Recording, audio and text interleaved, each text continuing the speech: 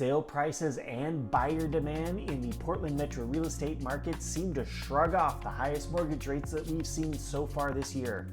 That, and I've got an update on Portland foreclosures. It's time once again to take a look at the very latest stats and trends in our local market.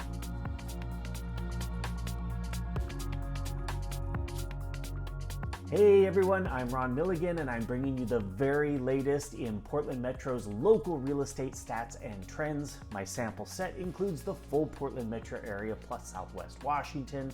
As always, if you have any questions about what's going on in a specific area or in a specific segment of the market, just drop me a line or post your questions in the comment section here.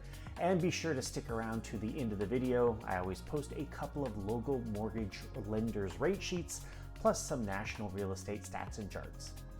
First up, our sale prices. If you've been following these videos, you know that we've seen a bit of a yo-yo effect in our sale prices.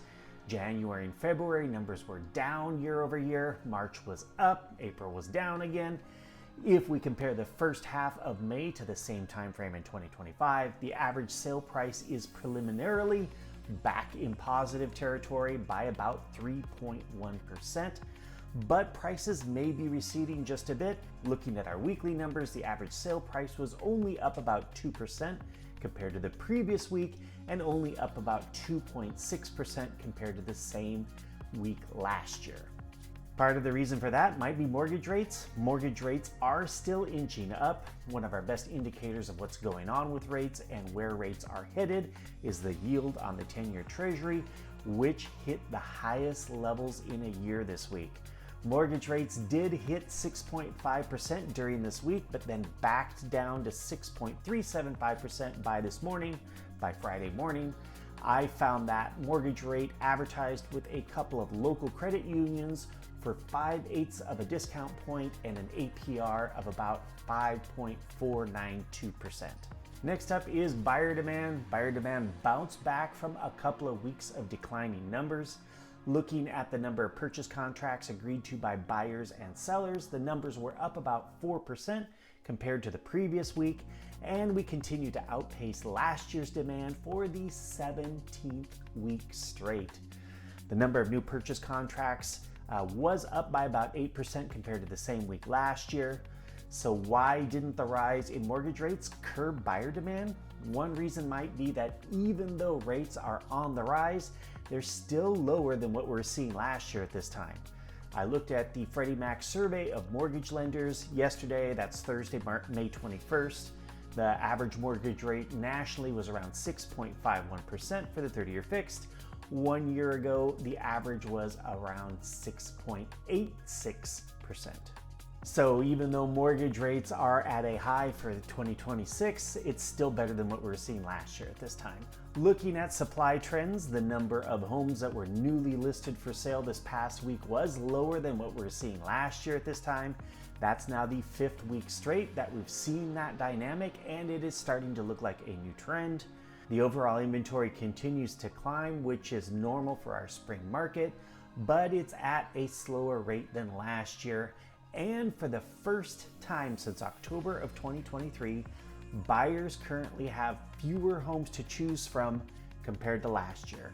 The overall inventory of homes for sale was down only by about 0.7%. But again, that's the first time that we've seen negative year-over-year inventory numbers in more than 2.5 years. Let's talk about foreclosures. Even though the overall number of bank-owned properties for sale on our open market has been a little bit lower over the past few weeks, I have been noticing a fair number of the notices of trustee sale in recent weeks. The notice of trustee sale is one of the last steps in the foreclosure process before a bank finally forecloses on a home. Not great. The good news is that the notices of default, which is one of the first steps in the foreclosure process, those numbers have been pretty modest recently.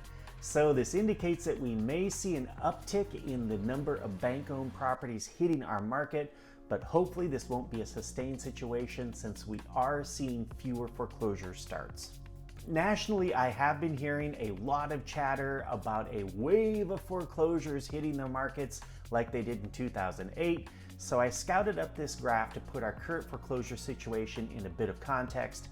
Last year we had just over 350,000 foreclosures nationally.